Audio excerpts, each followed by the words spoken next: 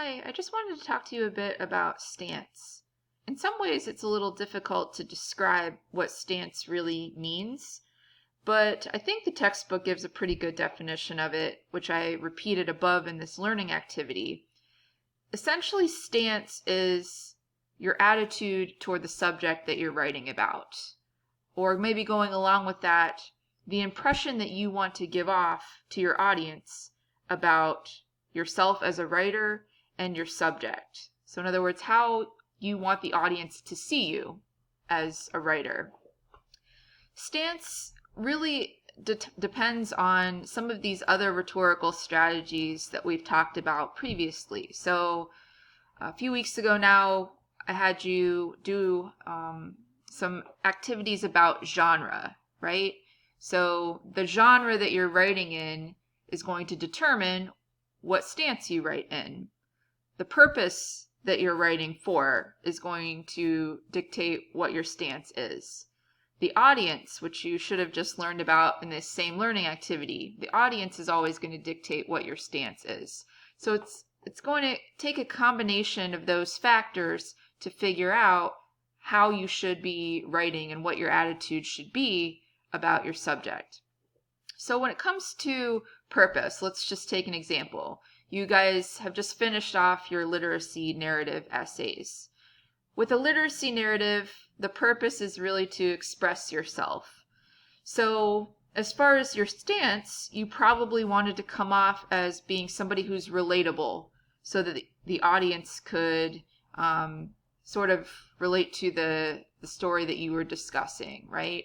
Maybe you want to come off as sympathetic or, an empathetic figure because you had to go through some struggles and you want your audience to kind of relate or sympathize in that way.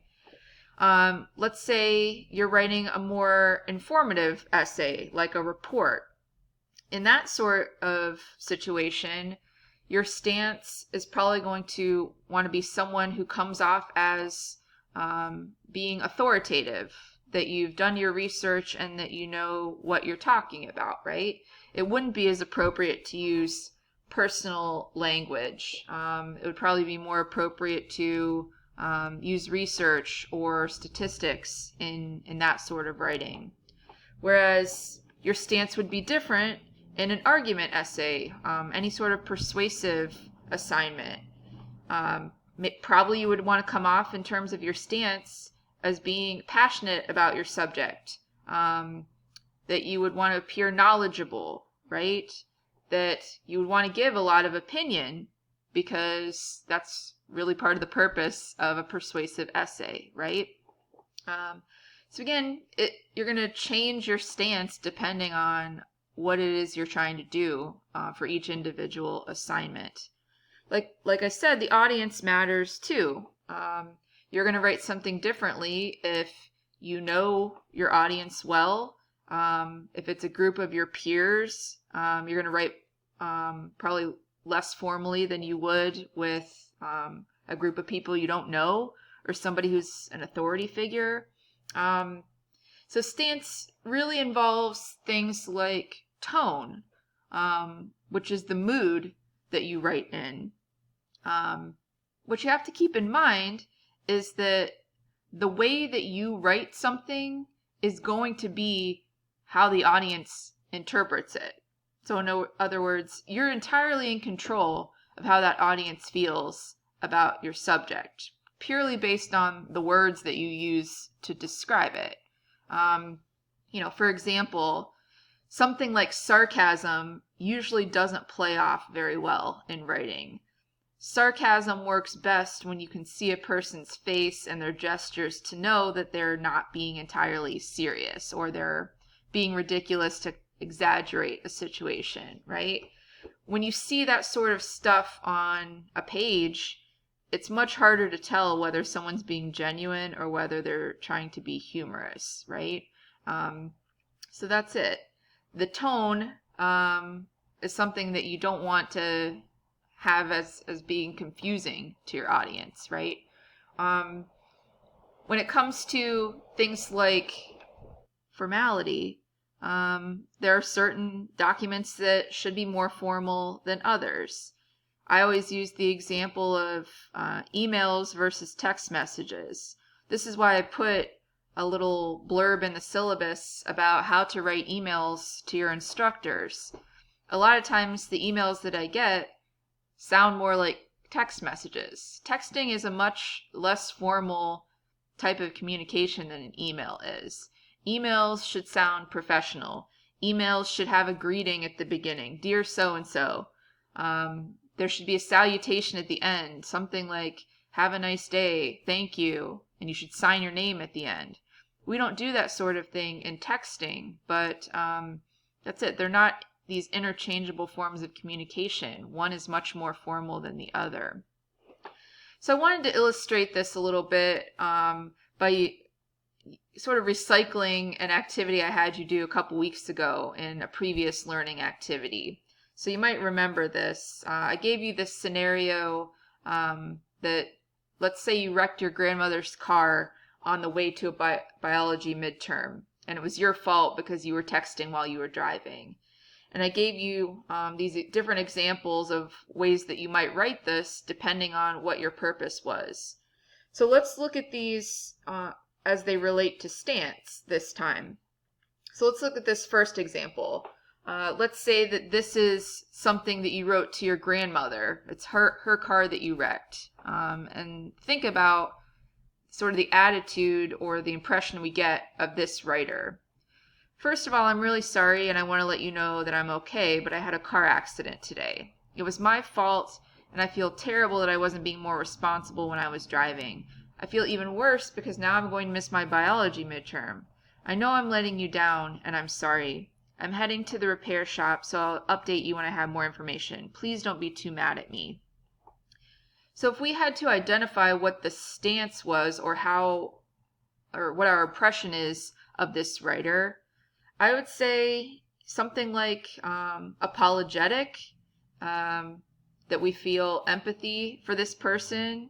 And there are lots of cues in here that the writer gives showing us how he or she wants to be seen, right?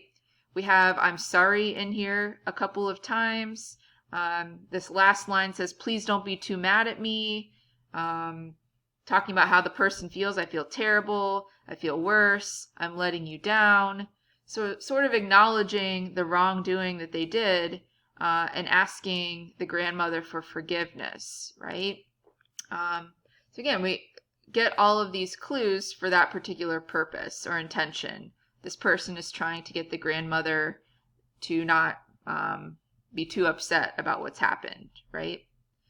So let's contrast this with the second example that I have. Let's say this is you writing in your journal to yourself the day that you had this accident. This might be one of the worst days of my life, and not just because I missed my biology exam. I got into my first car accident and it was bad. I'm fine physically anyway, but mentally this kind of messed me up. I was texting when I should have been paying attention to the road, and I ran a red light. After the crash, it really hit me that I could have gotten really hurt, or even worse, hurt or killed someone else. I'm setting a new rule for myself, no texting in the car anymore. Now I just have to work on gaining back the trust of people I've disappointed. I know this feeling will pass, but right now I feel really ashamed of myself. So while we still get some of that apologetic stuff that we have in the first example, I think you still do get a subtle difference here in the stance in number 2. Obviously, the stance isn't going to be maybe as important if you're just writing to yourself, like this person is in example 2. But I think what we see here is more of a stance that's reflective, where this person is evaluating what he or she did and figuring out how can I avoid this in the future and, not feel so bad like I do now. Again, this person talks about feeling ashamed, right? And I think, while that is similar to what's going on in number 1, the purpose is different, right? This person wants to express their feelings and sort of give that regret that they're dealing with, right? You know, just looking at the language, it's less formal than the first one. You know, what we have to think about is when you're asking somebody for forgiveness, you tend to be a little bit more formal most of the time, right? And the grandmother is an authority figure. It's her car that got wrecked. So it's going to be more formal than the one that's just written for yourself, right? But again, I think that while they're similar, number two is doing something different. This person wants to come off as being reflective and trying to deal with the shame that they feel about the accident. Let's look at number three. Let's say this one is a text you write or type to your friend because you need to be picked up from the repair shop. Well, I'm an idiot. I crashed the car and now I'm screwed because I'm stranded. The car got towed to a repair shop, so I need to get down there and figure out what I'm going to do. Of course this happens on the day of the biology exam. I'm okay, but I just feel stupid because I was texting and ran a red light. I really hate to ask you this, but can you please help me out? So this one, you notice, well, we're still getting all the same information across. This person's still expressing how they feel. But probably of the three, this one is the least formal, which is kind of interesting that the person's being less formal than they are even when writing to themselves in a journal entry, right? So using words like idiot, I'm screwed, I'm gonna, this is language that you would expect to hear from a friend, right? So the person's being honest about what happened, but I think the stance that we get from this one is sort of a feeling of desperation, like I really need help. Can you please help me out? Or maybe something like humility, like I did something really stupid, so can you please find it in your heart to get me out of this situation, right? So again, it's different than the first two, but has elements of the first two as well. Let's look at the last one that I have here. Let's say this is an email that you send to your biology professor, letting them know that you're not going to be there for the biology exam. And I think I put in the previous learning activity, let's imagine that this is a professor who's very strict and has specifically said, if you miss the biology exam, you can't make it up, right? So let's see how this one compares as far as stance. I hope you are well. I sincerely apologize, but I'm afraid I got into a car accident this morning. Unfortunately, there was extensive damage, and I need to go to the repair shop. I'm deeply concerned because this will force me to miss my midterm exam today. All I ask is that you take these circumstances into consideration when determining how to address the situation. So if you think about the purpose for this one, essentially this person is asking for the biology professor to let them make up the exam, right? Especially knowing that the professor said you're not allowed to make up the exam. The audience is somebody who this person probably doesn't know very well, and it's an authority figure. So kind of like, a couple of these other ones, it's writing that's asking for a favor, but I think we see it very differently than we do the other ones, right? The language is much more formal, saying things like sincerely apologize, extensive damage, deeply concerned, circumstances into consideration. This is language you would probably not use with a friend or your grandmother either, right? But it's appropriate for a situation where you don't know a person very well and you're asking for a big favor, right? So in terms of stance, I think this person wants to come off as serious. They want to come off as apologetic. But again, that sort of apology factor is different than some of these other examples that we've given. I think this person wants to come off as somebody who's going to make things right and is thinking about the professor's perspective as well. So again, lots of different ways you can address these situations.